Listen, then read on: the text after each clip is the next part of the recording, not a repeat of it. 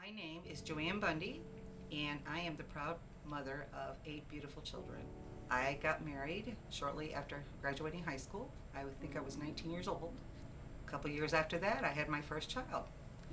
We had a little boy. His name is Aaron. And then a couple years after that, I had a baby girl, and her name is Jenny after my mom. Then I got pregnant again. Um, my parental instinct was working overtime. Got pregnant again, went in for the doctor visit, and our dates were kind of not working together. He thought I was further along than I thought, so he set me up for an ultrasound. By the time the appointment came up, I asked my husband if he wanted to come with me, and since he's already had seen ultrasounds in the past, he felt like you've seen one, you've seen them all. So he decided to stay home, so I went off to my appointment. Get to the appointment, go have my ultrasound started, and probably 5-10 minutes into the ultrasound, they didn't say anything. So I was getting kind of concerned. At this point, I think I was kind of worried that maybe I had the flu and wasn't pregnant after all, and getting kind of worried. So I asked the technician, please tell me you see a heartbeat. And at that point, she said, oh, we see a heartbeat all right. And didn't say anything. Probably another 15 minutes passed.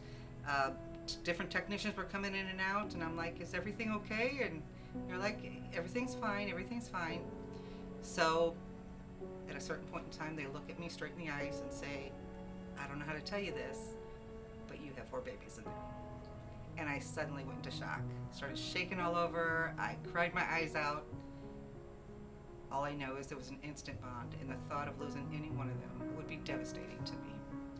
As far as feeling prepared from going from a family size of 4 to 8, many people had asked. I live by the words in the Bible that speak of God will never give you more than you can handle, and I trusted in that. Now, as far as babies 7 and 8, as I spoke of, we have 8 children. When I was carrying the quads, they told me that there's a good chance I could have a hysterectomy due to the fact my stomach, my uterus was so overextended. They said if they can't get it to contract that I could bleed to death.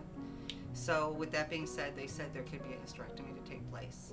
And I remember feeling so sad because I wasn't ready to give up on having children.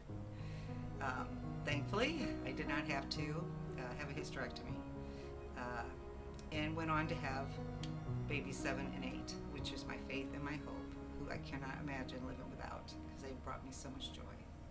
So after having all my children, I felt strongly that the Lord laid it on my heart to homeschool. I remember following a school bus, seeing kids pick on each other in the back of the bus, and these kids couldn't be more than 5 years old. It just struck me. I couldn't put my kid in that environment willfully. So I felt year by year, whatever the Lord laid on my heart, that's what I would do. So I didn't worry about influences that tried to tell me that the kids wouldn't have a social life or they wouldn't know how to interact. I had my kids involved in so many activities that incorporated social activities.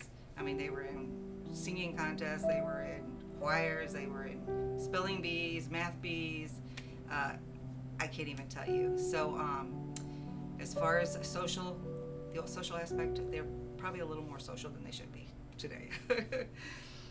So I've been asked about what is the most difficult part of raising a big family. And I know it was a lot of work with the diapers, and it was a lot of work with the no sleep, and all the different things that come with all that, the feedings and the arguments and the sibling rivalry and the jealousies. But I'd have to say the hardest part is seeing your child go through pain and knowing all you can do is sit there and support them. Tell them you love them and try your best to encourage them, but there are so many heartaches that you can't take away. Between being in the hospital in pain, or whether it's an emotional, whether it's a breakup, that has been the hardest it sometimes still is. But just wait on the Lord, and He sees it through. But that is the most difficult thing, I think, of raising a big family. If I had to give advice for any parents out there looking for advice or that might be struggling, I would say, first of all, make God your forefront of your family. His principles, His values, they go a long way. Always give encouragements to your kids. Always be understanding when they make bad choices. Always be there to love them and not be quick to condemn them. Try to understand them, talk to them, find out what they're thinking, and be patient. And wait on the Lord, and He'll see you through. He has on every situation. It may have taken days, it may have taken years, but He always gets me there. I know my decisions and everything I've done has all been out of love. I've done all I could to encourage. I may not have always made the right choices or done the right things, but I probably can honestly say I wouldn't do anything differently because I know I've given all I had, and I did make God the forefront of all my decisions. So no, I would not probably have any regrets or make anything different. As I look back on my family and my life, now that my kids are all fully grown, with my baby turning 21 in just a few days, raising my kids the way the Lord would have me, about love and caring and being other-centered, has paid off because I see what beautiful kids I have. They are the most loving, caring individuals you can imagine, and not to mention talented and beautiful.